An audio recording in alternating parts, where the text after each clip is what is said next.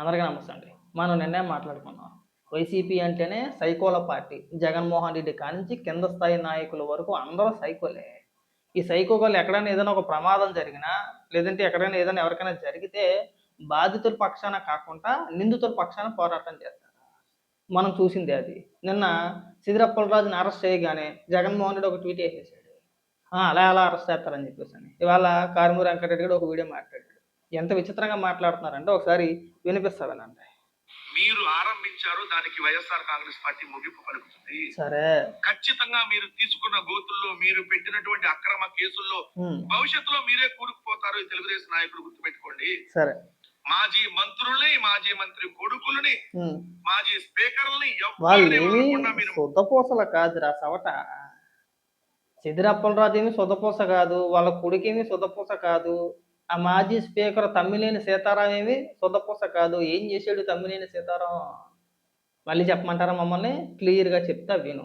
ఒక వ్యక్తి బతుకుండగానే ఆ బ్రతుకున్న వ్యక్తి చనిపోయాడని చెప్పేసి ఒక ఫేక్ సర్టిఫికెట్ ఒకటి సృష్టించి ఆయనకి లేని వారసురాలు, ఆయనకు ఒకే ఒక కొడుకు అయితే ఇంకొక వారసురాలు, లేని వారసురాలు ఉన్నారని చెప్పేసి ఒడిశా నుంచి ఒక మహిళను తీసుకొచ్చి ఆయన కూతురుగా చిత్రీకరించి, ఆ కూతురుగా చిత్రీకరించిన ఆమె తమ్మినేని సీతారాం వాళ్ళ కొడుకుకి ఆ ఆస్తిని అమ్మినట్టుగా తమ్మినేని సీతారాం కొడుకు పేరు మీద ఆ ఆస్తిని రాయించేసుకున్నారు. మీరు 2023 ల్యాండ్ టైటిలింగ్ యాక్ట్ అని చెప్పేసి ఒకటి తీసుకొచ్చారు కదా, దాని ద్వారాగా. అమాయకుడు కాదు, శుద్ధపూస కాదు, అదేదో నోట్లో ఏలు పెడితే కొరకన అమాయకుల్లా మాట్లాడతామేంటి? ఈ సిద్దిరప్పలరాజు ఏం చేశాడు? కొడుకు రోడ్డు ప్రమాదం అంటే ఒక బైక్తో ఒక వ్యక్తిని గుద్దేశాడు. ప్రమాదంలో ఆ వ్యక్తి ఎవరైతే గాయపడిన వ్యక్తి ఎవరైతే ఉన్నారో ఆయన చనిపోయాడు. చనిపోయిన తర్వాత ఒక మాజీ మంత్రిగా, ఒక మాజీ శాసనసభ్యుడిగా ఆయన బాధ్యత ఏంటి? ఉన్నది ఉన్నట్టు చెప్పే ప్రయత్నం చేయాలా వద్దా? స్టేషన్కి తీసుకెళ్ళి ఇగో పలానా యాక్సిడెంట్ జరిగింది, దానికి కారణం మా అబ్బాయి, చట్టపరమైన చర్యలు మీరు ఏం తీసుకుంటారో మీరు తీసుకోండి, తర్వాత చట్టపరంగా మేము ఎలా ముందుకెళ్ళాలో అలా ముందుకెళ్తామని చెప్పి తన బాధ్యతని తను నెరవేర్చాలి. కానీ ఏం చేశాడు? కొడుకుని కారులో ఎక్కించుకొని హుటాహుటిన హాస్పిటల్కి తీసుకెళ్ళిపోయాడు. కానీ ఆ గాయపడిన వ్యక్తిని పరామర్శించడానికి కానీ చూడడానికి కానీ వెళ్ళాలి. ఆ వ్యక్తి చనిపోయాడు, వదిలేసాడు. చనిపోయిన తర్వాత అయినా సరే ఆ కుటుంబాన్ని పరామర్శించారు మీరు? లేదు. ఏకంగా ₹1,00,000 ఇచ్చేస్తానన్నాడంట. ₹1,00,000 ఇచ్చేస్తానని చెప్పి ఆ బాధిత మహిళ ఎవరైతే ఉన్నారో, ఆ చనిపోయిన వ్యక్తి వాళ్ళ భార్య ఎవరైతే ఉన్నారో ఆవిడ్ని వాళ్ళ ఇంట్లో పని మనిషి కింద ఉండమన్నారంట. ఎంత అన్యాయం అండి ఇది! ఒక పక్కన ప్రమాదానికి కారణమైన కొడుకుని కాపాడుకునేందుకు తారుమారు అంటే సాక్ష్యాధారాలు తారుమారు చేసే ప్రయత్నం, కొడుకు ప్లేస్లో వేరొక వ్యక్తిని చూపించే ప్రయత్నం చేశారు. ఇన్ని డ్రామాలు ఆడితే ప్రభుత్వం చూస్తా కూర్చోవాలా? పైగా ఇక్కడికి వచ్చి వీడు అడవిలో అరిచేస్తున్నాడు. వీడు అడవిలో అరుపులుగా ఎప్పుడు అడవిలోనే మాట్లాడతాడు. ఇంకా మాట్లాడు. మాజీ ఎమ్మెల్యేలని, మాజీ ఎంపీలని, జర్నలిస్టుల్ని ఎవరిని వదలకుండా మీరు కేసులు పెట్టి వేధిస్తా ఉన్నారు. ఖచ్చితంగా ఈ చోటి కర్మ ఈ చోటి కర్మ మరునాడే అనుభవించక తప్పదని ఖచ్చితంగా అతి త్వరలోనే మీరు దీనికి అనుభవిస్తారన్న విషయం ఖచ్చితంగా రాబాయ్. ఎవడు తప్పు చేస్తే వాడు ఖచ్చితంగా అనుభవిస్తాడు. ఎవడు పాపం చేస్తే ఆ పాపానికి ఆడే కొట్టుకుపోతాడు. ఎవడు దుర్మార్గం చేస్తే ఆ దుర్మార్గానికి ఆడే నాశనం అయిపోతాడు. అందులో ఎలాంటి సందేహం లేదు. ప్రజలు తెలుస్తారు. ఒక వ్యక్తి చనిపోవడానికి కారణం అయ్యింది, కనీసం ఆ కుటుంబ సభ్యులను పరామర్శించకుండా, కనీసం వాళ్ళకి ఆర్థికంగా నిలబడకపోగా మీరు తీసుకున్న స్టాండ్ ఏంటండి? సిద్దిరప్పలరాజు కుటుంబాన్ని పరామర్శిస్తారా? ఇవాళ సిద్దిరప్పలరాజుని సపోర్ట్ చేస్తున్నారా మీరు? ఇంతకు మించిన దౌర్భాగ్యం ఉంటుందా అండి? ఇక్కడ ఈ ఇష్యూని ఎవడన్నా రాజకీయం చేయాలని చెప్పేసి ఎవడన్నా అనుకున్నాడా? అనుకోవాలా. నిన్న మొన్నటి దాకా సిద్దిరప్పలరాజుని ముట్టుకోవాలి కానీ, లేదంటే కేసులు పెట్టాలని ఆలోచన ఎవరికి లేదు. అయితే వీళ్ళు ఏం చేశారంటే మెల్లిగా ఈ ఇష్యూని ఎలాగోలాగా బీసీ కులానికి ఆపాదించేసి, అదిగో బీసీ నాయకుడు సిద్దిరప్పలరాజు మీద కక్ష కట్టేశారు, బీసీని ఎదగనవ్వట్లేదని చెప్పేసి స్టార్ట్ చేశారు. ఇప్పటి నుంచి జగన్మోహన్ రెడ్డి వైజాగ్ ఆ బోటు ప్రమాదం జరిగింది కదా సముద్రంలో, అక్కడికి వెళ్ళి ఏమని మాట్లాడతాడో ఆ బాధితులను పరామర్శించి మత్స్యకారు కుటుంబానికి సంబంధించిన సిద్దిరప్పలరాజు కొడుకుని మర్డర్ కేసులో ఇరికించాడండి, బీసీని తొక్కేసే ప్రయత్నం చేస్తారని చెప్పేసి మెల్లిగా అంటించాడు. అంటించిన తర్వాత ఒక 2-3 రోజులు కామ్గా ఉన్నారు. ప్రభుత్వం ఏమీ పెద్దగా చర్యలు తీసుకున్నట్టు కనబడాల. సిద్దిరప్పలరాజు కొడుకుని ఆట రిమాండ్కి వేసేసారులే, అదేదో చట్టపరంగా ఏదో చేయాలని చెప్పి జరుగుతూనే ఉంది. దాన్ని సాకుగా తీసుకొని మెల్లిగా నిన్న కాక మొన్న సిద్దిరప్పలరాజును పరామర్శించడానికి ఆ జిల్లాలో ఉన్న వైఎస్ఆర్సీపీ పార్టీ నాయకులు పంపించారు. వాళ్ళు అక్కడికెళ్ళి నాకు విచిత్రం అనిపించింది. నాకు ఎంత బాధ అనిపించిందంటే, బాధిత కుటుంబాన్ని వదిలేసి నిందితుల్ని పరామర్శించడం అంటే బాధ కదా! ఆళ్ళు అక్కడికెళ్ళి ప్రభుత్వానికి వార్నింగ్ ఇచ్చాడు. అదిగో బీసీల మీద మీరు కేసులు పెడతారా? మెల్లిగా కులాన్ని తీసుకొచ్చేసాడు కదా! మెల్లిగా కుల రాజకీయాలు చేసి, ఏదో రకంగా విద్వేషాలు రెచ్చగొడదామనే ప్రయత్నం మెల్లిగా స్టార్ట్ చేశారు. ప్రభుత్వం అంతా చూస్తూ వదిలేత్తదనుకున్నారా? అంత పిచ్చోళ్ళున్నారిక్కడ. ఆహా! ఈళ్ళు మొదలెట్టారులే అబ్బాయి. అట్టా కాదు ఈడి సంగతి అని చెప్పేసని ఎత్తి లోపల పడేసింది. ఇవాళ మళ్ళీ బేదేడుపులు. దీని అంతటికి కారణం మీరు కాదండి. పైగా కులాల మధ్యన చిచ్చు పెట్టాలనే ప్రయత్నం చేసింది కాకుండా ఇక్కడికొచ్చి శాపనార్థాలు అరిచేసుకో ఎంతసేపు అడవిలో అరిచేయడమే కదా! నీకు వెంకటరెడ్డి అని కాదురా, అడవిలో అరుపులు అని పేరు పెట్టాలి నీకు. నువ్వు దానికి కరెక్ట్‌గా సెట్ అవుతావు. మాట్లాడు ఇంకా. సీదిరి అప్పలరాజు గారికి YSR Congress party entire family అండగా నిలబడుతుంది. మంచిది. సీదిరి అప్పలరాజు గారి తప్ప దాంట్లో ఎక్కడా లేదు. వాళ్ళ కొడుకు మీద కూడా ఆరోపణ ఉంది తప్ప అది ప్రూవ్ అవ్వలేదు. మాలేసుకున్నావు. ఏదో ఒక మాలేసుకున్నావు. వారాహి మాలో ఏదో ఒక మాలేసుకున్నావు. కనీసం ఆ మాలకన్నా విలువరా. నేను అరే అనాలన్నా సరే బాధేస్తుంది. కానీ నిన్ను పచ్చి అబద్ధాలు మాట్లాడుతున్నావు కదా గనక తప్పట్లేదు ఇంకా. ఆరోపణల నిరూపణ కాలేదా? సవట ఒకసారి చూడేయి. తన తప్పు తాను ఒప్పుకొనే లొంగిపోయాడు పోలీసుల ముందు. నేనే నడిపాను, నేను గుద్దిన వాళ్ళనే చనిపోయాడని చెప్పేసాను. రిమాండ్లో ఉన్నాడు సవట. నీకు ఆ మాత్రం తెలీదా? ఆరోపణ మాత్రమే వచ్చిందా? అంటే వీళ్ళు చూసారా ఎంత నీచ రాజకీయాలు చేస్తున్నారో? ఒక వ్యక్తి అంటే చావుకి కారణం ప్రమాదమే, కావాలని చంపేశారని చెప్పేసి మేము అనం. కానీ గుద్దేసి పారిపోవడం ఎంతవరకు కరెక్ట్ అండి?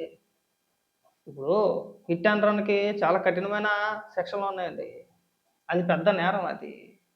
గుద్దేసి పారిపోతారా? కనీసం మనిషి బతికాడో, ఉన్నాడో ఆ సమయంలో హాస్పిటల్‌కి తీసుకెళ్తే బతికేవాడేమో. ఎవడికి తెలుసు? పైగా ఇక్కడికొచ్చి పచ్చి అబద్ధాలు మాట్లాడతారా? నువ్వు అన్నా చూసావా స్టార్టింగ్‌లో డైలాగు? ఈ చోట కర్మ ఈ చోటే, ఈ చోట కర్మ మరునాడే అని చెప్పి, ఈ రోజు కర్మ మరునాడే అని చెప్పేసి అన్నావు కదా! నిజంగా చెప్తున్నా, ఇలాంటి పాపపు మాటలు మాట్లాడితే పుట్టగతులు ఉండవు. పురుగులు పట్టిపోతారు. మాట్లాడటానికి కనీసం ఇంగిత జ్ఞానం ఉండాలి. మనం మాట్లాడితే అర్థం పర్థం ఉండాలి. కనీసం 10 మాటల్లో కనీసం ఒక 4 మాటలన్నా నిజం చెప్పండిరా. 10 మాటలు మాట్లాడితే 9.5 మాటలు అన్నీ అబద్ధాలే ఉంటాయి. 1% కూడా నిజం చెప్పే ప్రయత్నం చేయరు. అన్నీ అబద్ధాలే. ఆరోపణలంట. మరి ఇంకేమనాలి ఆళ్ళని? మాట్లాడు. వాళ్ళ కొడుకుని 18 సంవత్సరాల వాళ్ళ కొడుకుని తీసుకెళ్లి జైల్లో పెట్టి మర్డర్ కేసు పెడతారా? హత్యాయత్నం కేసు పెడతారా? హత్య చేయించాడని చెప్పి కేసు పెడతారా? నేరపూరిత నరహత్య కేసు పెడతారా? నరహత్య రోడ్డు ప్రమాదం నిజంగా జరిగి ఉంటే అది నరహత్య అయిందా? సో ఇలాంటి కేసులు పెట్టి వైఎస్ఆర్ కాంగ్రెస్ పార్టీని ఏదో చేయాలని అనుకుంటే ఏం కాదు. ఒక బీసీ సామాజిక వర్గానికి సంబంధించిన చెప్పు తెగిపోద్ది. నువ్వు మాట్లాడితే బీసీ సామాజిక వర్గం అని చెప్పేసి బీసీలందరినీ తీసుకొచ్చి బీసీలందరికీ అనేది కులపెద్దం చేసేసి బీసీలు తొక్కేస్తున్నారు అది మాటలు మాట్లాడితే చెప్పులు తెప్పలేకూడదు. మేము బీసీలమే, మాకేమీ కులపెద్ద ఏమీ కాదు. లేదు సిద్దిరప్పలరాజు వల్ల మా బీసీలకు ఒరిగింది ఏమీ లేదు. మా కులాన్ని ఏమి ఎక్కడికో తీసుకెళ్ళిపోలేదు. తప్పు చేసినోడికి కులాన్ని ఆపాదించొద్దు. అది బీసీ అయినా, ఓసీ అయినా, ఎస్సీ అయినా, ఇంకోటి ఏదైనా సరే. ఎవడైనా తప్పు చేస్తే తప్పే. రేపు పొద్దున్న నేను ఏదైనా చేశాననుకో, నేను తప్పు చేసినా, ఒప్పు చేసినా అది నా ఊరికే ఆగాలి తప్పితే నా కులాన్ని తీసుకొచ్చి ముందెట్టకూడదు. ఇది ఎక్కడ దిక్కుమాలుతనమండి? పైగా బీసీలందరినీ తీసుకొచ్చి కులాన్ని తీసుకొచ్చి ముందెట్టేసి అది గతం పోయింది. ఆ రోజులు పోయినాయి. ఆ పప్పులు ఇక్కడ ఉడకవు ఇంకా. నేరస్తుడికి కులం లేదు. తప్పు చేసినోడు ఎవడైనా సరే వాడిని వాడిగా చూడాలి తప్పితే వాడి ముందు కులాన్ని అంటగట్టేసి, కులాన్ని ముందెట్టేసి వాడు ఏదో కుల పెద్దలాగా, వాళ్ళు ఏదో కులం ఎక్కడికో వెళ్ళిపోయినట్టు, కులం అంతా కూడా ఆడి వల్లే అభివృద్ధి చెందినట్టు ఇలాంటి అప్పాబయ్య డైలాగులు చెప్పొద్దు. అది గుర్తుపెట్టుకుంటే బాగుంటుంది. డాక్టర్గా అనేక సేవలు అందించినటువంటి సీదిరి అప్పలరాజు గారి మీద తప్పుడు కేసు పెట్టారనేది వాస్తవం. అక్కడ ఎవరైతే గౌతు శిరీష ప్రోద్బలంతో పోలీసులు రాజకీయంగా డైరెక్ట్ గా గౌతు శిరీష్ గారు ఏదైతే వైఎస్ఆర్ కాంగ్రెస్ పార్టీ సీదిరి అప్పలరాజు గారిని ఎదుర్కొనే ధైర్యం లేక ఇలా తప్పుడు కేసులు పెట్టి జైలుకు పంపాలనే ప్రయత్నం చేశారు. ఏమంత పెద్ద పనుడే బాబు, నాకు అర్థం కావట్లేదు. సీదిరి అప్పలరాజు ఏమంత పెద్ద పనుడు అని చెప్పేసి ఒక సబ్జెక్ట్ ఒక పాట పేరుకి మాత్రం డాక్టర్ అంతే. నోరిప్తే లేఖితనం తప్పితే ఏమీ కనపడదు. అంత పరమ బోకు భాష. లేగ్గాడు నేను అనకూడదేమో కానీ ఇలాంటి పదాలు చెప్తున్న ఉదాహరణకి. నోరు తెరిస్తే అన్ని లేఖి మాటలు మాట్లాడతారు. చిన్న లేదు, పెద్ద లేదు, సంస్కారం అసలే లేదు. డాక్టర్‌గా అనేక సేవలు అందించేసాడండి. రాజకీయంగా మీరు ఎదుర్కోలేకపోతున్నారండి. ఏమంత పెద్ద పేరుందని చెప్పేసి నేను స్టేట్ లెవెల్ నాయకులు అనుకుంటున్నారండి మీరంతాను నాకు అర్థం కావట్లా. అంత సినిమా ఏమీ లేదు. మీరు ఎక్కువ ఊహించేసుకొని సిద్దిరా అప్పలరాజుని ఎక్కువగా లేపమాకండి. చాలు లేపిన వరకి. సిద్దిరా అప్పలరాజు ఇవాళ అరెస్ట్ అవ్వడానికి కారణమే మీరు జగన్మోహన్ రెడ్డి. ఎప్పుడైతే ఇంటికి నాయకుల్ని పంపించేసి ఇది కుల రాజకీయం, కులాన్ని ముందెట్టి రాజకీయం చేయాలని చూసాడో అప్పుడే కాలిపోయింది సిద్దిరా అప్పలరాజు జీవితం. ఇదంతటికి కారణం ఎవరు కారణం? జగన్మోహన్ రెడ్డి. లేదంటే ఇంటికి పరామర్శకు పంపిస్తాడా? అక్కడికెళ్ళి బీసీ కులాన్ని ముందెట్టేసి బీసీలని తొక్కేస్తున్నారని చెప్పేసి పెద్ద పెద్ద ముదర మాటలు మాట్లాడిపిస్తారా? వదులుతారా? చూత్తా ఊరుకుంటారా? తప్పు చేసింది కాకుండా పైగా ఇక్కడికొచ్చి మళ్ళీ కుల రాజకీయాలు చేయాలనే ప్రయత్నమా? మాట్లాడింకా. జైలుకు పంపితే హ్మ్. జైలుకు వెళతాం, హ్మ్. మళ్ళీ వస్తాం. వైఎస్ఆర్ కాంగ్రెస్ పార్టీ నినాదాన్ని, ప్రజల నినాదాలని బలంగా వినిపిస్తా ఉన్నటువంటి ఈళ్ళెళ్ళరా విషయం. అడవిలో అరిసిపోవడమే ఇంక నువ్వు. ఇంకా అడవుల్లోనే ఆ తుప్పలంట తిరిగితే ఇంక అక్కడ అరెస్ట్ చేయడమే. నేను అరెస్ట్ చేస్తాను. ఈ రూమ్‌లో కూర్చొని చెయ్యలా చూపించేసి డామ్ డూమ్ డకారం టప్ అంటాను నేను కూడా. ఈ పిచ్చి మాటలు మానేయండిరా. మన ప్రతాపాలన్నీ కూడా ఎవడో లేనప్పుడు రూముల్లోనో లేదంటే దూరంగా అడవిలోకి వెళ్ళిపోయి కెమెరా పెట్టుకొని చేతులు ఏలి చూపించేసుకోవడమేంటి ఇంకా. ఈ పనికిమాల మాటలు మానేసి వాస్తవాలు చెప్పే ప్రయత్నాలు చేయండి. వద్దు. ఈ విషయాలు మీరు అనవసరంగా ఎక్కువగా స్పందించి ఉన్న పరువు తీసుకోమాకండి. మీకు ఏదన్నా చేతనైతే ఆ బాధిత కుటుంబ సభ్యులు ఎవరైతే ఉన్నారో కనీసం ఎంతో కొంత నిన్న 15,00,000 పార్టీ తరపు నుంచి ఇచ్చారు. ప్రభుత్వం తరపు నుంచి కొంత, పార్టీ తరపు నుంచి కొంత, ఒక 15,00,000 ఆర్థిక సహాయం చేశారు. కనీసం వీలైతే కనుక అలాంటివి చేసే ప్రయత్నం చేయండి. 15,00,000 వద్దు. ఒక 5,00,000, 6,00,000 ఇవన్నీ వద్దు. ప్రమాదం జరిగినప్పుడే ఎన్ని ప్రమాదాలు జరగట్లేదు రోడ్డు ప్రమాదాలు ఏం కొత్త? మన దేశంలో కావచ్చు, మన రాష్ట్రంలో కావచ్చు రోజు ఎక్కడో దిక్కున ఏదో ఒక ప్రమాదం జరుగుతూనే ఉంటది. ఆ ప్రమాదంలో ఎవరో ఒకరు చనిపోతూనే ఉంటారు. జరిగినప్పుడు ఖచ్చితంగా ఇన్సూరెన్సో, ఇంకోటో ఏ డబ్బులో ఏయో డబ్బులు వస్తా ఉంటాయి. ఆ డబ్బులన్నిటిని కూడా పోలీసుల సమక్షంలోనో, లేదంటే పెద్దల సమక్షంలోనో అటు నుంచి కొంతమంది, ఇటు నుంచి కొంతమంది ఇరు వర్గాలు కూర్చొని మాట్లాడుకొని సెటిల్ చేసుకుంటారు. పోన్లయ్యా ఎలాగో మనిషి చనిపోయాడు. ఏదో ప్రమాదం జరిగింది అని అనుకోని సంఘటన. మనిషిని మనం ఎలాగో తీసుకురాలో ఇంత ఇత్తాం. ఆర్థికంగా వాళ్ళు కూడా ఇబ్బంది పడ్డారు. కుటుంబ పెద్దను కోల్పోయారు. వాళ్ళు కూడా బతకాలి కాబట్టి, తప్పు మా వైపు కూడా ఉంది కాబట్టి మేము ఇగో మా తరపు నుంచి మేము ఇంత ఇవ్వగలుగుతాం అని చెప్పేసి సెటిల్మెంట్ చేసుకుంటాం. మెజారిటీ జరిగేది ఇదే. ఇది ఎవడు ఒప్పుకున్నా గాని, ఎవడు ఒప్పుకోకపోయినా గ్రౌండ్ లెవెల్‌లో జరిగేది ఇదే. అది మనందరికీ తెలిసిందే. పోనీ అలాగా ఎళ్లి పోన్లేమ్మా జరిగిందేదో జరిగింది.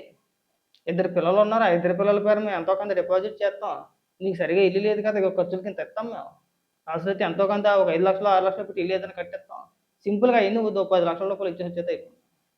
పోనీ 5,00,000 అయినా సరే. ఇవ్వడానికి చేతులు రాలా. ఏకంగా ₹1,00,000 ఇచ్చేస్తాను డైరెక్ట్. అంటే ఒక మనిషిని చంపేసి, ఆ మనిషి ప్రాణానికి కట్టిన విలువ ఎంతంటే ₹1,00,000. సిగ్గనిపించట్లా? పైగా దానికి తోడు మళ్ళీ ఎవరైతే అతని దానయ్య భార్య ఎవరైతే ఉన్నారో ఆవిడని సిద్దిరప్పలరాజు ఇంట్లో పని మనిషి కింద రమ్మన్నారు. ఇంతకు మించిన అన్యాయం ఉంటదా? ఇంతకు మించిన దారుణం ఉంటదా? అయన్నీ అడిగితే ఈడేమో అడవిలోకెళ్ళి అరిచేత్తన్నాడు ఈడు.